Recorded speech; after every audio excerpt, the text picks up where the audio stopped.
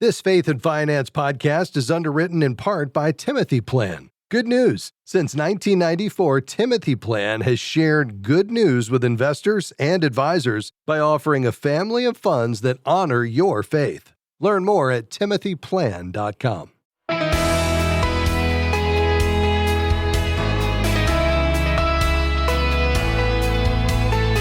Israel is often in the headlines for conflict, but there's another story you need to hear. Hi, I'm Rob West. Beyond the headlines, Israel has emerged as a global innovation hub and a rising player in international markets.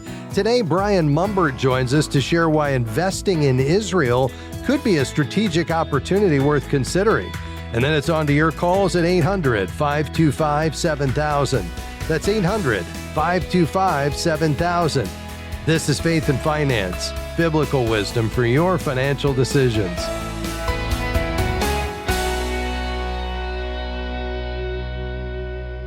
Well, we're always glad to welcome back Brian Mumbert. He's Vice President of Regional Sales at Timothy Plan, an underwriter of this program. Brian, great to have you back with us. Rob, it's always a pleasure to be here. Brian, when we last talked, we explored the idea of investing in Israel, and I'd like to take that conversation a step further today. But first, for those unfamiliar with this opportunity, in your view, what makes Israel an attractive place to invest, even in the midst of the current regional unrest? Well, Rob, I know that common conception is that you think it's counterintuitive to invest when a country is at war. Yeah. Many times the economy can actually strengthen as spending has to occur in things like defense, obviously, as well as really the entrepreneurial spirit of Israel. I know we've talked a time or two about this. They've been dubbed the startup nation, and that leads to just great technology, great financials, and honestly, a very low cultural view of debt. You know, one of my favorite stories back when I first visited Israel a number of years ago was we were sitting in one of the largest banks there, and they talked about how they gave piggy banks out to the entire population to encourage them to save. So it's just ingrained in the culture. Wow. Yeah, I love that. Well, one of the natural questions people have as they think about investing in Israel is when it comes to national security, how secure is it to actually invest there? What are your thoughts? Oh, yeah, it's very safe to invest there. You know, they trade a lot like in the United States. Obviously, we have the New York Stock Exchange and the NASDAQ. They have the Tel Aviv 125. It used to be 100, so it's graduated from there, and they take the 125 largest companies. And Israel, as we've discussed before, is a developed economy. So they're firmly in that small, mid-range of the international countries out there. Yeah. And you could look at them almost like a small growth company here in the United States. Yeah, that's helpful. Brian, we don't often hear about Israel's economy. How would you describe its overall health and the impact it's having on the global market? Well, we always talk about this like it's the forgotten economy. And I just mentioned how it's developed. It was emerging at one point. Now that it is developed, you still have the dominance of Europe and Japan that run that market. And it's just a country that gets left out of international holdings, unfortunately, just due to its size. But the GDP there forecasted to be about 3.3% for 2025, with trends to move up to 4.6% in 2026. Wow. So very comparable to what you might see here in the United States, and with very modest inflation as well, with the Bank of Israel kind of really eyeing the 2% range in 2026. And I know that's been a target here for the United States as well. Yeah. Well, I know financials are really strong there. We'll talk about that in a moment, but I would imagine that tech is a big part of that. But, you know, people often refer to Israel as a startup nation. Why do you think that is? I love this part because it's great to just give these examples of just this year alone and what has happened over there. So there's a company called Wiz. This is a cloud security company that analyzes computing infrastructure for risk factors that would allow malicious actors to gain control of your website. And so this company was purchased by Google or Alphabet for $32 billion in August. And then you have companies like CyberArk. CyberArk is a really interesting company. They do work in the financial services and healthcare, and other industries to help with identity management. So a really interesting type of company. So a company here in the U.S., Palo Alto, bought them for $25 billion in July of this year. And this kind of stuff happens all the time. And we're talking about large U.S. companies that are buying these small Israeli companies. And then you get to like the well-known exports and stuff, SodaStream, I have one in my house. And then the Face ID on my Apple phone, I use that every day. That's exactly right. Most people don't realize that originated with tech from Israel. Well, we're talking with Brian Mumbert today. He's Vice President of Regional Sales at Timothy Plan, an underwriter of this program, and specifically investing in Israel. We're going to talk about the Timothy Plan Israel Common Values Fund straight ahead. Don't go anywhere. We're just getting started.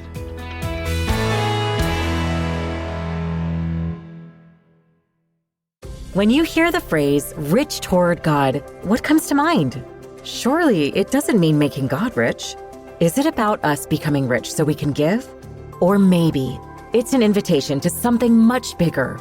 In the Rich Toward God study, FaithFi has created a way for you to explore and reflect on a well-known biblical parable about a very rich man with a very big problem. Purchase your copy of the Rich Toward God study or place a bulk order today at faithfi.com/shop. We are grateful for support from Timothy Plan. Since 1994, Timothy Plan has shared good news with investors and advisors by offering faith-honoring mutual funds and exchange-traded funds. More information is at timothyplan.com. The investment objectives, risks, charges, and expenses are contained in the prospectus and summary prospectus available at timothyplan.com. Mutual funds distributed by Timothy Partners Limited and ETFs distributed by Foreside Funds Services, LLC. Investing involves risks, including possible loss of principal. Have you thought about investing in Israel? Well, we want to try to make the case for you today and give you a simple solution to do just that. Brian Mumbert is here today, Vice President of Regional Sales at Timothy Plan, a true pioneer in faith-based investing and an underwriter of this program. We've been talking about really the compelling opportunity that is investing in Israel. Brian's been making that case. And Brian, before the break, you were talking about some of the incredible technology that's coming out of Israel, some of the tech we use every day that we may not realize has its roots in Israel. Any other sectors stand out to you? Well, we've already talked about financials a lot and industrials, of course, with defense really leading the way. As you can imagine, during wartime, defense expenditures do increase. But almost every sector of the economy has posted positive double digits return in 2025. Absolutely incredible. And then year to date, the shekel's also appreciated in value, which is their currency over there. So, I mean, you look at the overall market, and the Tel Aviv 125 is up over 30% this year. Wow, incredible. What about Israel's connections with other nations? How does that impact its opportunities for investors? We know they already have strong ties with the U.S. here. Major tech presences in Tel Aviv already over there. But the Abraham Accords have been a big deal. That really helps to normalize the trade between a lot of these different countries. We're used to what they call this peace dividend. It's really kicking into high gear in the second quarter and really contributes to a lot of the positive performance that we've seen in the Timothy Plan Israel Common Values Fund being up over 35% in the second quarter alone. Absolutely incredible. Wow, that is incredible. Well, let's talk about the Israel Common Values Fund, because that's really the mechanism where Timothy Plan makes it easy to invest in Israel. So for our listeners today, perhaps that have never heard about Timothy's Israel Common Values Fund, give us a bit of an overview. It's a really neat fund, actively managed, of course, which is something that I honestly think you definitely want in this type of investment, being that it's so specified in one certain economy, but gives you broad diversification over 58 companies that are in the portfolio. Of course, it is faith-based, which is what Timothy Plan is known for, and so we won't own any company that will be profiting from things like abortion or pornography. Yeah. And it gives you access to the foreign markets without having to worry about currency exchange and things like that. So overall, it just makes for a really easy investment in a market that would be hard to get a hold of individually by yourself. Yeah. And with a lot of believers really wanting to be involved in and supporting Israel, I expect you've seen a lot of interest and demand for this product, haven't you? We certainly have. And it's not just performance alone that's driving it, just a lot of wanting to support the country during the time of war that they're in. Yeah, no doubt. Brian, how has Europe's renaissance, along with trends in the global markets, helped to boost Israel's economic growth? Well, broader international growth has really boosted Israel. And we can trace a lot of this back to when Vice President J.D. Vance delivered a speech earlier this year in Europe where he talked about them raising their defense spending, encouraging them to not just rely on the U.S. for this. We know that there's conflict in Ukraine. Obviously, there's conflict in the Middle East as well. And Europe, being a major buyer of Israeli defense products, really boosts both economies. Yeah. You mentioned the compelling returns that you've seen in Q2, up 35% on the Israel Common Values Fund.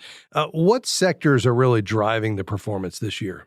Well, I mentioned the peace dividend earlier, and there's a lot of confidence that the current administration, the Trump administration, will help end this war in Gaza and expand these Abraham Accords. And that could just deliver so much to the area. And then there's the realization that Iran has been severely weakened with the strike earlier in June, reducing their capability of making nuclear weapons and helping to stabilize the area. And then there's a really neat thing here. The natural gas partners in the Leviathan offshore gas field, which is out in the Mediterranean Sea just off of Israel there was a $35 billion Egyptian gas export deal that was signed, which will triple the amount of gas sold in Egypt. Wow, that is incredible. Brian, you mentioned that really faith-based values and screens are a part of everything you do at Timothy Plan. You're clearly one of the pioneers, the earliest in this space of what we call faith-based investing. Will you share with our listeners what that looks like for your team as you evaluate and analyze companies? We're really looking at what does a company promote or profit from directly when we're looking at these filters and these screens. And so we lose companies that might be corporately donating to groups like Planned Parenthood. And as crazy as it sounds, there are groups over there in Israel that are similar to that. And so we lose a few companies due to that type of screening. Or if technology companies are in the world of hosting pornographic websites of any kind, we're looking deeply there to see if there are those types of companies that we would exclude from the portfolio, because even if we're removed from the U.S., those issues are worldwide, and it's something that we take very seriously. Brian, has it become easier to do this level of screening now with just the ready access to information and technology that can help to uncover some of this misalignment with Christian values? Yes, Rob, it has become easier over time. When I first started here 19 years ago, even, they were doing a lot of research online. There was a lot of 10K reports and things that came out of companies, but realistically, there was still a lot of phone calls, a lot of letter writing that went into it. And that still happens today. But with technology, companies have to be a bit more transparent. And as we've seen in other companies globally here in the US, when things change within an organization, you'll see social media light up and direct attention that way. Yeah, no doubt about it. Well, it really is an exciting time in this whole space of faith-based investing as it continues to grow and more Christians. I mean, I hear it every day on this program. They're wanting to align their values with every facet of their lives. And that includes, the decisions they're making on spending. It includes their giving, but it also includes their deployment of capital. And with companies like Timothy Plan, you're making that easier than ever. And of course, Brian, this Israel Common Values Fund sits alongside a full complement of investments that would allow somebody to be fully diversified, right? Absolutely. We have 12 mutual funds and 6 ETFs available to investors to choose what style of investing they like, either domestic or international. And of course, passive ETFs or active managed mutual funds. So the diversity in the lineup is there. Brian, if somebody's with an advisor, a wealth manager who's making these decisions, and they've never seen any of these types of investments in their portfolio, how might you encourage them as they engage their advisor around considering this? I'd really encourage the average investor to talk to their advisor about what they're passionate about. I sit across from an advisor myself, and I want them to know that I am an active member in my church and that I support certain charities. And if I tell them these things, I know that they will find something for me that matches what I'm looking to do in my everyday life, because ultimately I want to live out this Christian mandate of stewardship in all aspects. And so just really asking your advisor, telling them what you're passionate about, telling them what you're actively involved in can help them to help make the right decision for you in the investing that you do. Yeah, that's a good word. Well, Brian, we're so thankful for our partnership with Timothy Plan and your great work. Thanks for stopping by today. Thank you, Rob. Happy to be here. Have a great one. All right, that's Brian Mumbert, Vice President of Regional Sales at Timothy Plan, a true pioneer in faith-based investing. You can learn more about investing in Israel through their Israel Common Values Fund at timothyplan.com. That's timothyplan.com. You might even want to share that website with your advisor. We'll be back with your questions after this. Call right now, 800-525-7000. Stick around.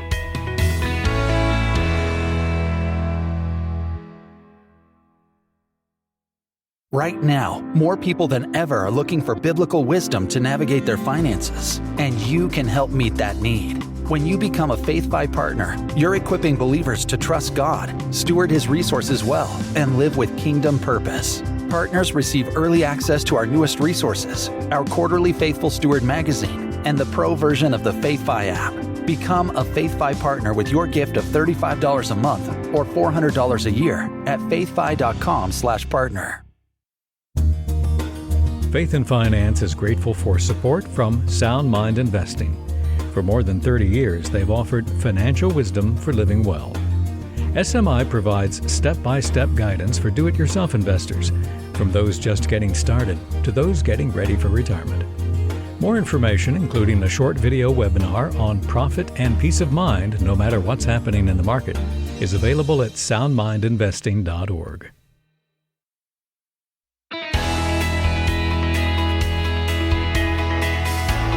Great to have you with us today on Faith and Finance. We do have some lines open today, taking your calls and questions. 800-525-7000. Bishop is in Ohio. Bishop, go right ahead. Hey, how you doing today, Rob? I'm doing great. Thanks for your call. I was calling because I would like to have some biblical insight on the power of tithing. And I have heard about reverse tithing, where an individual would actually live on 10% and give 90%. But if we increase our amount of tithing to, let's say, 15%, 20%, what do you think the benefits of that can be? Yeah. Well, I think you've got to be careful there. And I'm not necessarily hearing this in your question, but I just want to say it, because anytime we talk about the benefits, we have to be careful as to what is driving our giving. Because I think giving that honors the Lord is, we have to be careful as to, are we giving for the right reasons? Giving shouldn't be motivated by guilt. I think sadly, some Christians have been influenced by legalism or the prosperity gospel, which suggests that failing to give equates to stealing from God or even forfeiting His blessings. It shouldn't be about control, where we're trying to control the recipient. It shouldn't be about pride. I think ultimately giving is really a heart posture. We give cheerfully, as Paul emphasizes in 2 Corinthians. We give proportionately. Again, Paul in 1 Corinthians 16 says, give in keeping with your income. So that means proportionate giving. I think we should make giving a priority, which is giving, out of our first fruits. We see that in Proverbs 3. But it all comes out of an overflow of gratitude to God for the grace that He's extended to us, and a recognition that part of our role as a steward is to hold God's money loosely and give it generously. That allows us to be connected to God's activity. And that's really the primary blessing, is to know that we're participating in God's work, whether that's giving to our local church, which was clearly, God's plan A. And so we're a part of supporting that, or beyond the local church to support those other causes on the heart of God. Now, you mentioned a reverse tithe where you tithe 90 and keep 10, and we see R.G. Letourneau and plenty of examples throughout history of people that have done that. There's also a progressive tithe approach where you say, hey, I'm going to bump up 1% a year. I was 10 last year. I'm going to 11% this year. And it's not because I'm hoping to get something back. God is not a cosmic vending machine. I think that's where we start to trip into the prosperity gospel. I think when we do that, it's really a recognition that God, I want to be giving you more, because the more I get to know you, the more I'm just overwhelmed by the grace that you've extended to me. And I want to be joined with you where you're at work. And one of the ways you allow me to do that is in stewarding your resources and returning it to your activity. But at the end of the day, I think, and this is where I'll finish, I want to get your thoughts. New Testament giving is really giving that's a response to God's grace. It's freely and joyfully given. It's consistent and proportional to our financial status, and it's directed to the causes that honor God that we see clearly on His heart in Scripture. But give me your thoughts on all that, because I've thrown a lot at you there. I definitely like your response. Your response was very well spoken and placed and put forth.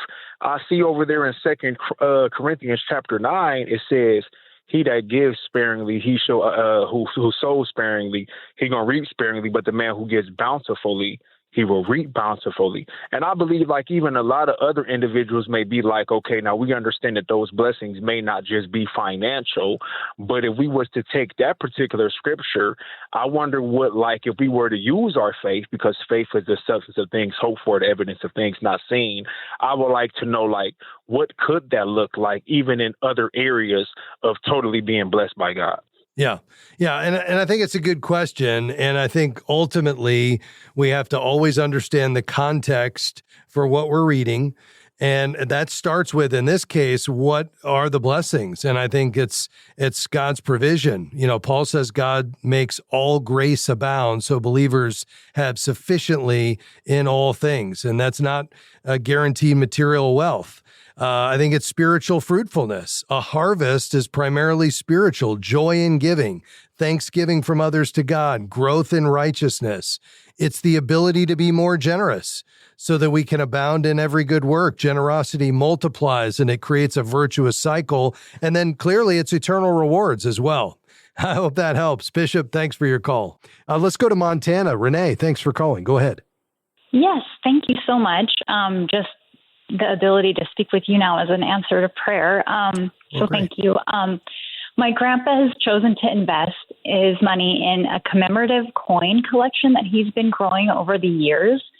And he's asked me and my aunt to go ahead and take the coins before he passes and find out what their value is and to sell that money for him. And I'm just not sure where to turn for it. Yeah, I'm just wondering what your recommendations might be for where to go to ascertain the value and to get the best for his investment. Yeah, absolutely. And it will be important to find a reputable dealer, someone who's a numismatist, that's hard to say, who specializes in rare coins and understands not only the underlying value of the precious metal, but to the extent these are rare coins and have value beyond just the metal, somebody who can give you a true appraisal on that. You know, generally you'd start with a local coin dealer. If you can find one, you can look at online ratings, whether that's Yelp or any number of services that might rate them online. You know, that would at least be a starting point.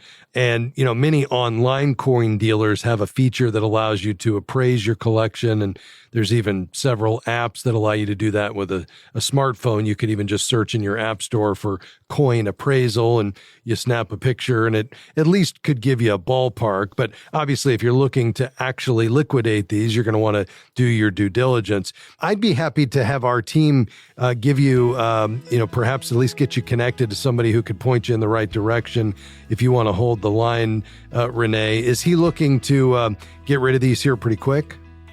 Yeah, he'd like to do that. Yeah. Okay. Yeah, very good. So let's do this. You stay on the line. Our team will give you at least one source that you can start with. And then I think, doing a little bit of research in your own area, starting with local reviews, perhaps even, checking on some of these apps or online coin dealers could be an idea that, would get you pointed in the right direction as you begin to compare all of these side by side. I think it will emerge, what you truly have in terms of its value. And then it's a matter of just finding that reputable dealer who'd be willing to make that purchase from you or facilitate that sale. But we appreciate your call. And if you stay on the line, we will get your information, get more information to you. Thanks for calling. Folks, that's going to do it for us today. I hope you found something today helpful and you were encouraged. I certainly couldn't do this without my amazing team. My incredible producer, Devin Patrick, providing great research today, and assistance is Mr. Jim Henry, providing our phone support and call screening today, Sandy Dickinson. Hey, if you want to be a Faith5 partner, it'd be a huge blessing to us as a listener-supported ministry. Go to faith5.com/partner to learn more, and then come back and join us tomorrow. We'll see you then. Faith and Finance is provided by Faith5 and listeners like you.